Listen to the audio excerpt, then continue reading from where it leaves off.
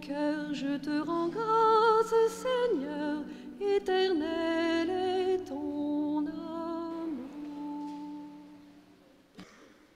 Je partirai aujourd'hui d'une remarque que j'ai trouvée sous la plume du père Michel-Marie Zanotti-Sorkin.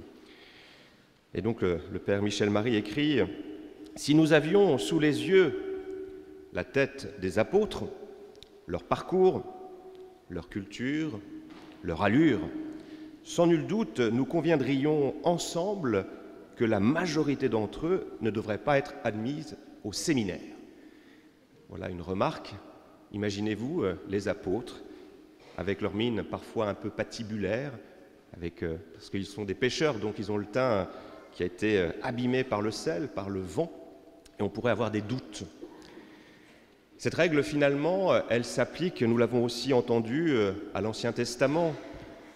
Isaïe est appelé par Dieu. Isaïe se regarde et se dit « Ce n'est pas possible, je ne peux pas être prophète, je ne peux pas dire la parole de Dieu, moi qui ai des lèvres impures, moi qui vis au milieu d'un peuple impur. » Jérémie, autre grand prophète, c'est la même chose. Jérémie dit « Non, je ne peux pas. Tu m'appelles, mais je ne peux pas répondre à ton appel, moi qui ne suis qu'un enfant. Comment veux-tu qu'un enfant puisse être ton porte-parole ?» J'aurais pu aussi évoquer la figure de Moïse, le porte-parole de Dieu. Quand on lit le texte sacré, on apprend que Moïse a la bouche sèche. Ça veut dire quoi? D'après les exégètes, ça veut dire que Moïse était bègue. Mettez-vous à la place, Dieu cherche un porte-parole et il appelle quelqu'un qui a des difficultés à parler. C'est quand même un peu paradoxal. Donc Dieu appelle dans l'Ancien Testament des hommes qui sont a priori pas forcément les plus disposés à accomplir cette belle mission, cette mission combien importante de prophète. Dans le Nouveau Testament, finalement, c'est la même chose. Est-ce qu'il appelle des hommes sortis des grandes écoles juives? Pas du tout. Il appelle des simples pécheurs, des gens certainement à l'allure, comme je l'évoquais par cette citation qui introduit mon propos, des gens avec une allure qui n'aspire pas forcément le respect, le sérieux. Eh bien, Dieu, malgré tout, les appelle. Paul nous dit la même chose, lui qui a d'abord été un persécuteur de chrétiens. Vous voyez, quand Dieu appelle, il appelle selon une logique qui est très éloignée de la nôtre. Et ça sera encore vrai dans toute l'histoire chrétienne. J'ai toujours à l'esprit cette figure du saint curé d'Ars. Le curé d'Ars, avant d'être précisément le curé d'Ars, a été séminariste et il faisait la désolation de ses professeurs en disant « On ne va pas pouvoir ordonner cet homme qui n'est pas fichu d'apprendre le latin. Comment faire? Il ne comprend rien. Il ne comprend rien, on lui donne des cours, mais ça ne marche pas, ça ne rentre pas. » Alors le curé d'Ars va être malgré tout ordonné prêtre, et ses confrères prêtres, qui vont manquer un peu de charité, ça arrive même dans le clergé, vont écrire à leur évêque pour dire non, c'est quand même pas digne que quelqu'un comme lui puisse entendre des personnes en confession, puisse donner le pardon. C'est pas possible. Qu'il soit juste petit prêtre qui célèbre la messe, mais pas quand même les confessions. Et vous voyez ce qu'est devenu Saint Jean-Marie Vianney, ce grand saint qui va passer des heures et des heures et des heures dans le confessionnal et qui va être cette porte par laquelle la miséricorde de Dieu va s'ouvrir. Donc vous voyez, la logique de Dieu n'est pas forcément la nôtre. Ce que je disais de toutes ces figures, de cette réaction d'Isaïe, je crois que parfois nous la partageons nous aussi. Nous nous sentons pas forcément dignes d'être appelés par le Seigneur.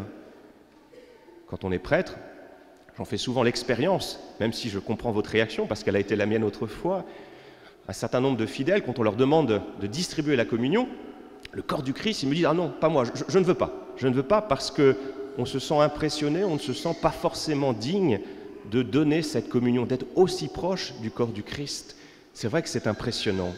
Le même saint curé d'Ars aimait à dire que si nous mesurions ce qui se passe au cours d'une Eucharistie, eh bien nous mourrions. Parce que c'est vrai. C'est le Christ, c'est Jésus qui se rend présent au milieu de nous. Comme je le dis souvent, nous sommes déplacés, nous sommes au pied de la croix, à ce moment tragique, et nous sommes là, et nous pensons à quoi?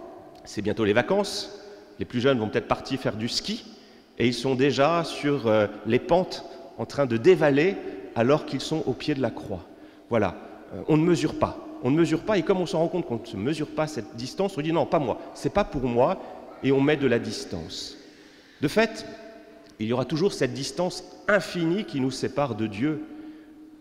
Avec ce que je suis, avec mes propres forces, je n'aurais aucune crédibilité, aucune possibilité de me tenir devant vous. J'aurais dû refuser d'être ordonné prêtre, parce que moi je suis comme Isaïe, je suis quelqu'un aux lèvres impures. Vous voyez, on a de fait, objectivement, une distance infinie qui nous sépare de Dieu. Mais cette distance, heureusement, ce n'est pas à nous de la franchir, c'est Dieu qui la franchit. C'est Dieu qui vient jusqu'à nous, qui nous appelle et qui nous met en mouvement. Et je crois qu'avec notre page d'évangile, avec cette invitation à avancer au large, nous pouvons peut-être mieux comprendre ce qu'est la sainteté. Qu'est-ce que c'est qu'être un saint ou être sur un chemin de sainteté? Ce n'est pas se replier sur soi-même, ce n'est pas un état. Comment on devient saint? Eh bien, précisément en se laissant interpeller par le Seigneur, en faisant des choses bonnes, en faisant des choses saintes, parce que la sainteté, la bonté est contagieuse. Donc voilà pourquoi nos disciples, avec leur faiblesse, leur fragilité, vont accepter de se laisser envoyer, et par ce qu'ils vont faire, par la parole qu'ils vont annoncer, par les guérisons qu'ils vont opérer, progressivement, ils vont se transformer. Et j'en suis sûr que leur visage va lui-même se transformer. Vous connaissez peut-être, il y a des belles photos de Charles de Foucauld. Donc Charles de Foucauld, avant sa conversion et après la conversion. On a des photos quand il était encore militaire, il était gros. Il a un visage horrible, il ne faisait que faire la fête, il ne faisait que boire. Et donc dans sa garnison, on a ces photos d'un homme avachi, avec des yeux complètement éteints. Et puis le père de Foucauld va se convertir à l'église Saint-Augustin à Paris. Et puis, quand on voit les photos progressives de sa vie, on voit ce visage qui devient de plus en plus émacié, ses yeux qui, tout d'un coup, se mettent à briller. Il y a le feu, il y a le feu. Et pourquoi il y a ce feu? Tout simplement parce que le père de Foucauld a entendu cet appel et il s'est levé, il s'est mis debout. Face à notre péché, nous avons deux attitudes finalement. La première qui consiste à nous replier sur nous-mêmes, à nous désoler, en regardant la noirceur qui y est, parce que nous sommes tous marqués par le péché originel. Donc nous sommes dans la désolation, dans le découragement.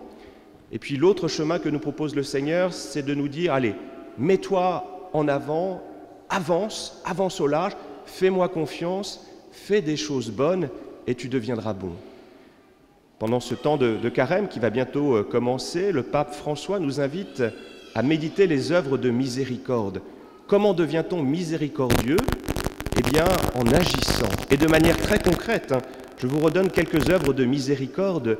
Donner à manger à ceux qui ont faim, donner à boire à ceux qui ont soif, vêtir ceux qui sont nus, abriter les étrangers, visiter les malades, visiter les prisonniers, etc. Puis il y a des œuvres aussi spirituelles, conseiller ceux qui en ont besoin, instruire les ignorants, exhorter ceux qui pêchent, consoler les affligés, pardonner les offenses.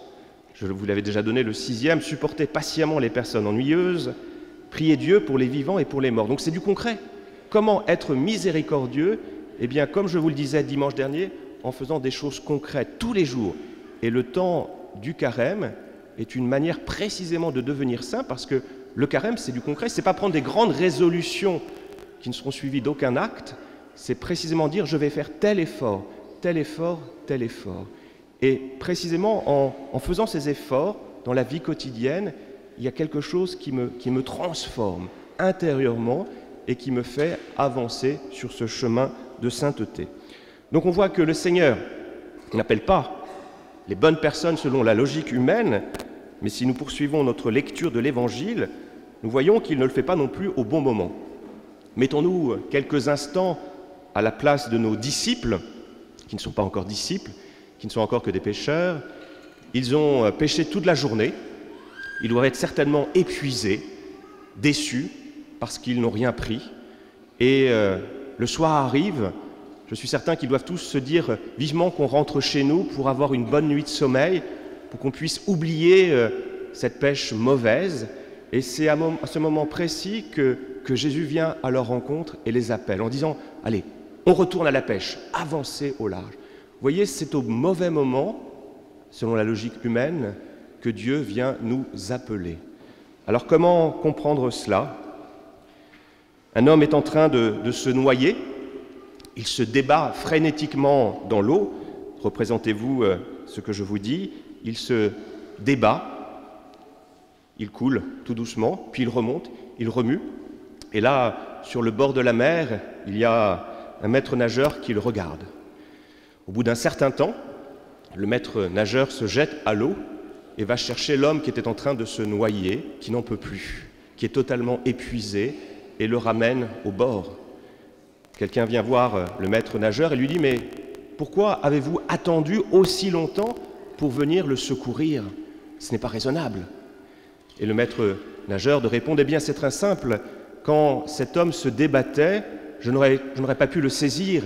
J'aurais pu me prendre un coup de pied, sa main dans le visage, il m'aurait fait couler, je n'aurais pas pu le sauver. Donc j'ai dû attendre qu'il soit un peu épuisé pour qu'il soit calme, pour que je puisse le saisir et le ramener au bord, tranquillement. » Eh bien, c'est exactement ce chemin qu'emprunte le Seigneur.